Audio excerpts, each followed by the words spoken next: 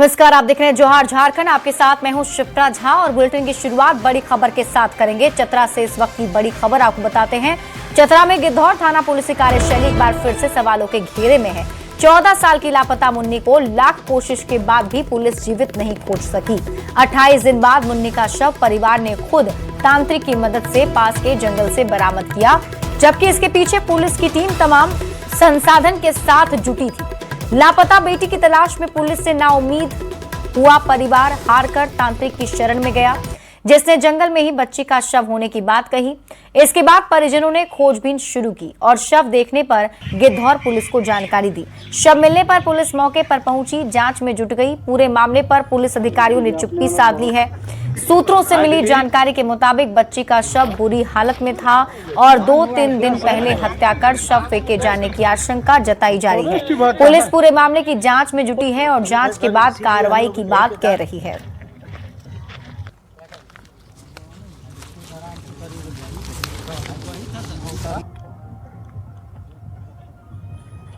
आपने वाला बहुत दिलीप हम लोग भी पीछे पीछे बताया था वो कि एक बसार का पेड़ है, एक बेल का गाछ है और सुरंग है, उसी में उसी एथी का है मैंने पास। तो फोन से हम लोग का बात हो ये रहा था कि कहाँ आप लोग हैं, तो बोलो हम लोग ऊपर में हैं, सब हम लोग ढूंढ ये रहे हैं। तो आप लोग कहाँ हैं? हम लोग फलाना जगह पर है। इतने में बात करते करते वो जो है सो तुरंत हम लोग को कॉल किया कि आके देखिए ये है या नहीं है।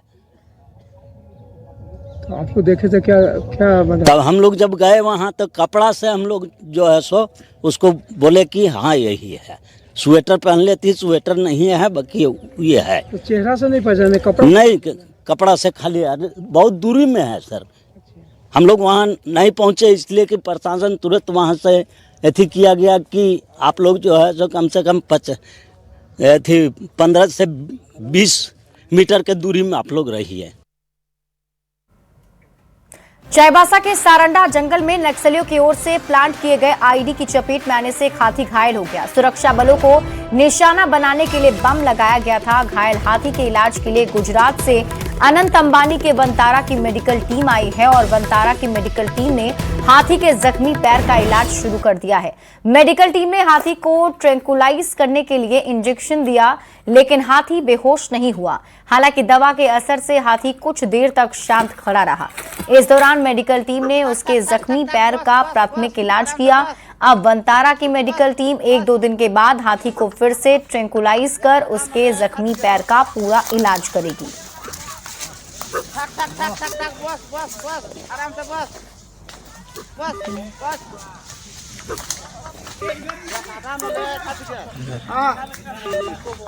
कौन उठा दिया है? देखो खबर रामगढ़ से है, जहां हाथी ने एक युवक को पटक कर घायल कर दिया है। गोला वन क्षेत्र के हेसापोड़ा के शीशा टाण जंगल की एक घटना है।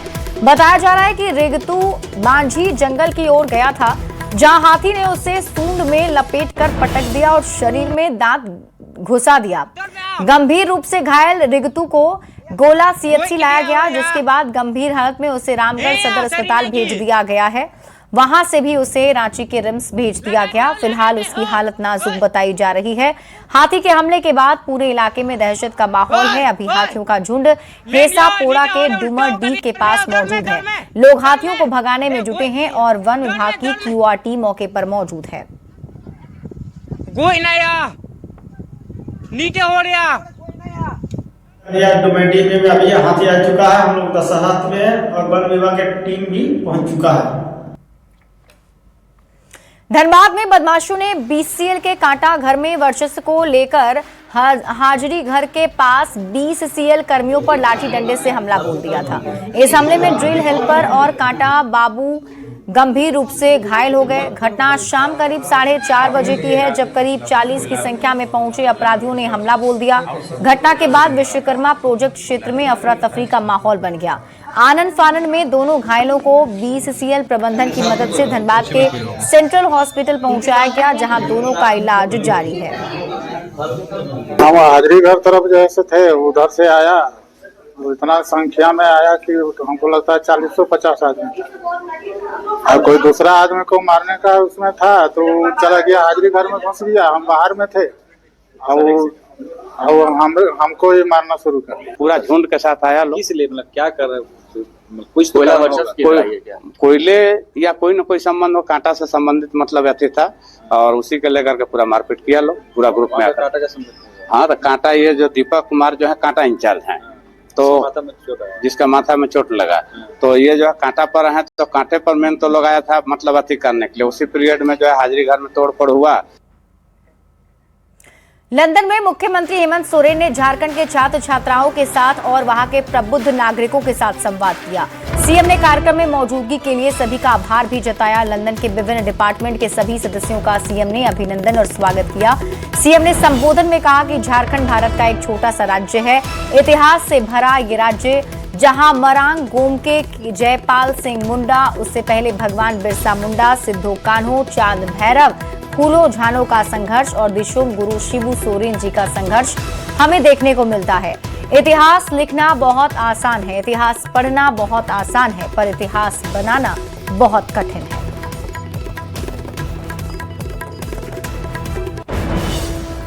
जेएमएम विधायक बसंत सोरेन ने दुमका को बड़ी सौगात दी है। सरकारी बस पड़ाव में कल्याण विभाग की ओर से करीब 4 करोड़ 91 लाख की लागत से नवनिर्मित शिबू सोरेन इंडोर स्टेडियम का विधायक ने उद्घाटन किया। साथ ही खूंटा बांध तालाब में नौका विहार का भी शुभारंभ किया।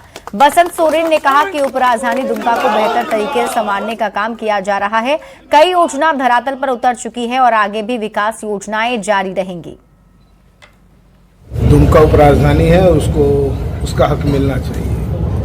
और जिस नज़र से हम लोग रांची को देखते हैं राजधानी के तौर पर, और आज की जो दो बड़ी योजनाएं यहाँ धरातल पे उतरी हैं, उसका एक रूप है कि दुमका रांची से कम नहीं होने जा रहा है और इसकी सुंदरता और बढ़ेगी। नगर परिषद दुमका ही इसको रन करेगा, उनके माध्यम से किसी एजेंसी के माध्यम से अथवा स्वयं विभागीय रूप से इसको रन किया जाएगा और इसको रन करके जो भी इसमें सेवा शुल्क होगा उसी से इसकी मेंटेनेंस की जाएगी। आने वाले दिनों में हम लोग चाहते हैं कि इसमें कुछ नेशनल लेवल या स्टेट लेवल प्रोग्राम्स भी आयोजित हों, जिससे भी एक आय का अन्य स्रोत क्रिएट होगा स्टेडियम के लिए और उसका रखरखाव हो पाएगा। मोहन भागवत रांची में जनजातीय संवाद कार्यक्रम में शामिल हुए। उन्होंने आदिवासी समूहों और आरएसएस कार्यकर्ताओं से गहन चर्चा की। आरएसएस के संवाद कार्यक्रम में मोहन भागवत ने राष्ट्र निर्माण पर अपनी बात रखी। आरएसएस प्रमुख मोहन भागवत ने कहा, सनातन का मूल जनजातीय समाज है और वेद का मूल जनजातीय समाज से ही निकला है। पहले सत्र में जनजातीय समाज के प्रबुद्ध लोगों ने झारखंड में आदिवासियों पर हो रहे समस्याओं पर अपनी बात रखी। संवाद के दूसरे सत्र में सभी प्रश्नों और समस्याओं का जवाब आरएसएस प्रमुख मोहन भागवत ने दिया। बैठक में आईआरएस अधिकारी निशा उरांव ने पेसा कानून की खामियों पर प्रकाश डाला। वहीं संवाद के दौरान धर्मांतरण, पेसा कानून, सरना कोड, लव जिहाद समेत कई मुद्दों पर चर्चा हुई। संदेश दिया कि जितनी भी भारतीय धर्म है, जो भारत का जो मूल धर्म है, वो है विविधता में एकता, और इसी संदेश में हम आगे बढ़ने का हमें ये उन्होंने मोटिवेशन दिया। जितनी भी चुनौतियां अभी आपके सामने आ रही हैं, उस सब के लिए आपको संगठित होकर उस पर कार्य करने की जरूरत है। और उन्होंने कुछ प्रदेश स्तर पर और जिला स्तर पर कुछ कार्यक्रमों के संबंध में उन्होंने सुझाव दिए। मुझे विश्वास है कि उन सुझावों पर हमारे जो सभी समाज के लोग हैं उन पर काम करेंगे। निकाय चुनाव की तैयारी को लेकर सभी दलों ने अपनी अपनी तैयारी शुरू कर दी है और इसी कड़ी में कांग्रेस कार्यालय में पॉलिटिकल अफेयर कमेटी की बैठक हुई, जिसमें पॉलिटिकल कमेटी के सदस्यों के साथ साथ कांग्रेस के सीनियर नेता मौजूद रहे। बैठक में फैसला लिया गया कि कांग्रेस ये प्रयास करेगी कि इस बार निकाय के चुनाव में सिर्फ एक ही कांग्रेस से समर्थित कार्यकर्ता चुनावी मैदान में उतरे। कांग्रेस एक पॉलिसी बना रही है कैसे निकाय के चुनाव में आगे बढ़ेगी। हर वार्ड में पुराने और नए लोगों के सामंजस्य के साथ टीम बनाई जा रही है, जो वार्ड में सदस्यों के साथ बैठक करेगी। हर वार्ड के लिए एक टीम बनाया गया जिसमें कि नए पुराने लोग मिले हुए हैं। हमारी वार्ड की कमेटी, प्रखंड की कमेटी के लोग तो रहेंगे ही, साथ ही जितने सीनियर कांग्रेस जन उस वार्ड कमेटी में रहने वाले हैं उनको पर्यवेक्षक बनाया जा रहा है और जल्दी इसकी बैठक कल से शुरू होगी और हर वार्ड में सीनियर कांग्रेस जन और वहाँ की अभी जो तत्काल जो कमेटी ये सब बैठकर एक आपसी संबंध से बढ़ा के देखिए किस व्यक्ति वहाँ चुनाव लड़ाने से वो बेहतर चुनाव लड़ सकता है और जीतने की क्षमता रखता है। हम लोग प्रयास करेंगे हर जगह एक व्यक्ति चुनाव लड़े, हम प्रयास करेंगे। इसमें एक कमेटी बनाने की बात आ रही है जो प्रत्येक वार्ड में जाएंगे और वहाँ जो लोग उम्मीदवार बनने को इच्छुक हैं, जो कांग्रेसी माइंडेड लोग हैं, उसमें एक सहमति बनाकर किसी एक उम्मीदवार पर सहमति बनेगी और उसके हिसाब से ही चुनाव में जाएंगे। मुलाकात कर स्वास्थ्य मंत्री इरफान अंसारी रांची लौटे और इस दौरान मंत्री ने कहा राहुल गांधी को झारखंड आने का निमंत्रण दिया है। बजट सत्र के बाद राहुल गांधी जामताड़ा आएंगे। मुख्यमंत्री हेमंत सोरेन और कल्पना सोरेन के बारे में भी राहुल गांधी से बात हुई है।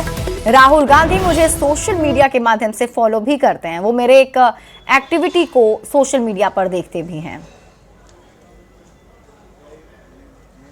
राहुल गांधी जी मुझे करीब 15 मिनट हमसे बात किए। झारखंड के परिप्रेक्ष्य में एक वार्ता हुई, संगठन को लेकर वार्ता हुई, लोकप्रिय मुख्यमंत्री आदर्श हेमंत सोरेन जी के बारे में वार्ता हुई। मैंने सारी बातों को विस्तारपूर्वक बताया और झारखंड आने का निमंत्रण मैंने दिया उनको, जो स्वीकार हो गया है। बजट के बाद राहुल गांधी जी जामताड़ा आएंगे और एक एक्टिविटीज़ राहुल जी मेरा वॉच करते हैं, तो उन्होंने कहा कि तुम्हारा सोशल मीडिया ठीक है, थोड़ा सा और अच्छा से शुरू करो। तो मेरे लिए बहुत बड़ी बात है जब राहुल गांधी जी अगर मुझे फॉलो कर रहे हैं, मुझे धन्यवाद दे रहे हैं, तो इससे बड़ी बात और क्या हो सकती है।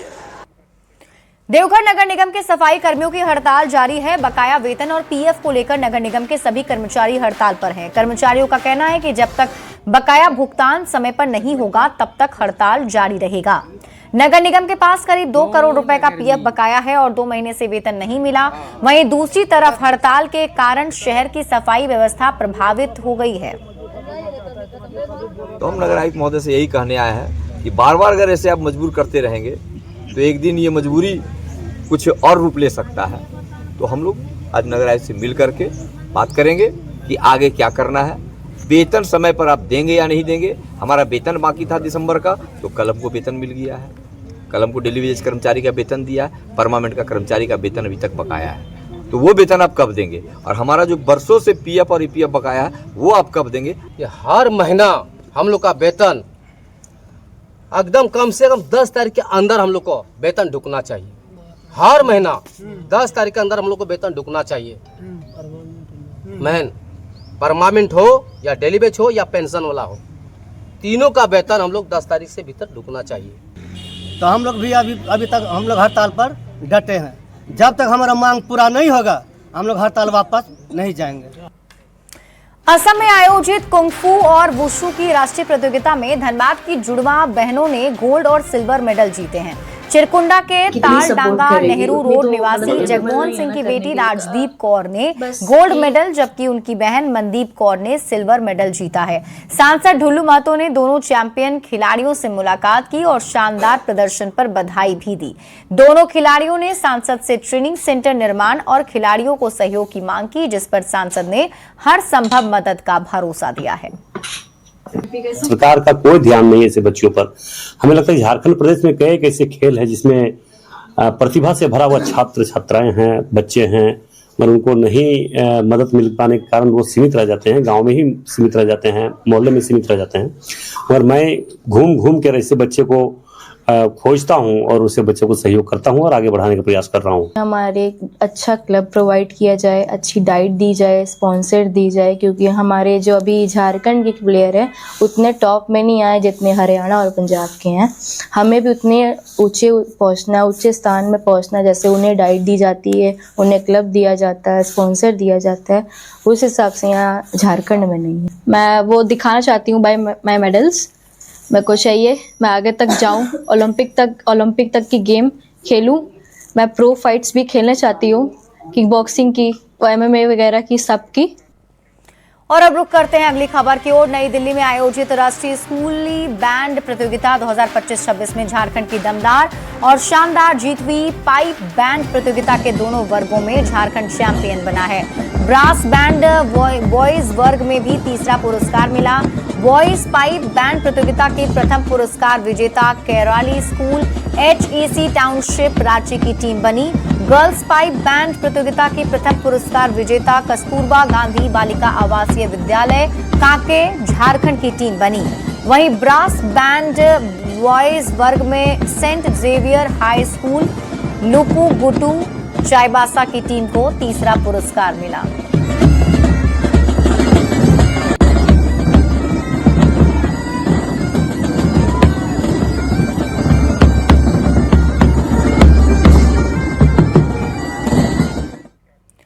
चाईबासा के सारंडा और कोल्हान जंगल को नक्सल मुक्त करने के लिए एक और जहां सीआरपीएफ लगातार सर्च ऑपरेशन चला रही है, तो इसके साथ ही सीआरपीएफ की ओर से नक्सल प्रभावित क्षेत्रों के ग्रामीणों के लिए सिविक एक्शन प्रोग्राम भी चलाया जा रहा है। लोगों की दैनिक आवश्यकताओं को पूरा करने, बच्चों की शिक्षा को प्रोत्साहित करने, जनता के बीच आपसी विश्वास, सहयोग और सद्भाव को और अधिक मजबूत करने के लिए अभियान चलाया जा रहा है। सीआरपीएफ की 60वीं बटालियन के ए और सी कंपनी की ओर से हाथी बुरू गांव में कार्यक्रम किया गया, जिसमें ग्रामीण और स्कूली बच्चों के बीच स्कूल बैग, सिंटेक्स, कंबल, मच्छरदानी, साड़ियां और कृषि से जुड़े सामान का वितरण किया गया। खबर बोकारो से है, जहां यूजीसी की ओर से एससी, एसटी और ओबीसी छात्रों को संरक्षित करने के लिए बनाए कानून का विरोध शुरू हो चुका है। सवर्ण समाज की ओर से इसे काला कानून बताया जा रहा है। बोकारो के आईटीआई जेल मोड़ मैदान में सवर्ण समाज के छात्र और युवाओं ने बैठक कर काले कानून का विरोध किया और कहा कि बीजेपी हिंदुओं को बंटने पर कटने की बात करती है, लेकिन आज समाज को बांटने के लिए काला कानून यूजीसी के माध्यम से लाया गया है, जिसका वे विरोध करते हैं। जो हमें कभी नारा देती है, बटोगे तो कटोगे, और आज यही सबसे ज्यादा बांट रही है, कभी हिंदू के नाम पे, कभी मुस्लिम के नाम पे, कभी दलित के नाम पे, कभी पिछड़ों के नाम पे, और वोट खत्म होने के बाद ही हमको अगड़ा समझ के, जिसे धान में रहता है धान और अगड़ा पार हो जाता है, फसल हो जाता है तो अगड़ा को छाट दिया जाता है। उसी तरह इन लोग का परिणाम मिल गया, गद्दी मिल गया, ये अगड़ा कौन चीज का है।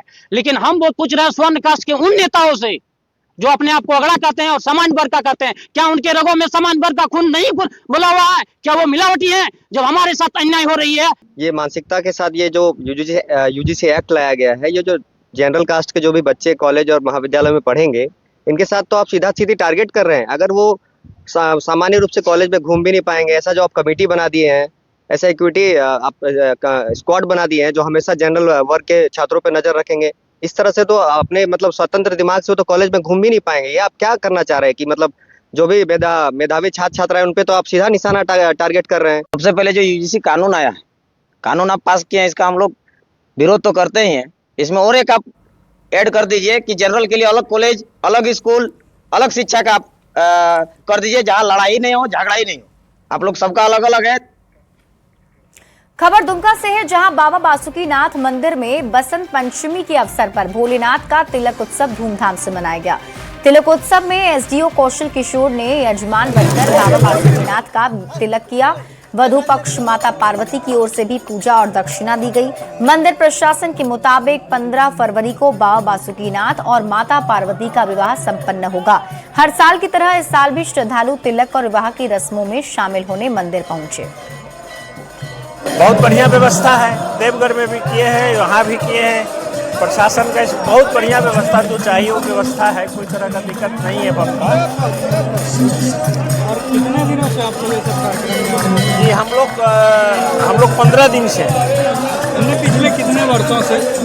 25 वर्ष आ रहे हैं। पहले इतना अथी नहीं था, लेकिन अब लाइन सिस्टम है, लाइन सिस्टम से लोग आता जाता है, एकदम कोई कठिनाई नहीं होता है। बम को बहुत अच्छा व्यवस्था है, और जो मन्नत लेके आता है बैजनाथ धाम और बासुकी धाम, वो लोगों का पूरा होता है। बहुत खुशी की बात है, होना चाहिए, और बहुत आनंद में लोगों का जिंदगी रहता है यहाँ दरबार में आने के बाद। और यहाँ रुकने एक छोटे से ब्रेक के लिए, जल्द लौटते हैं वापस।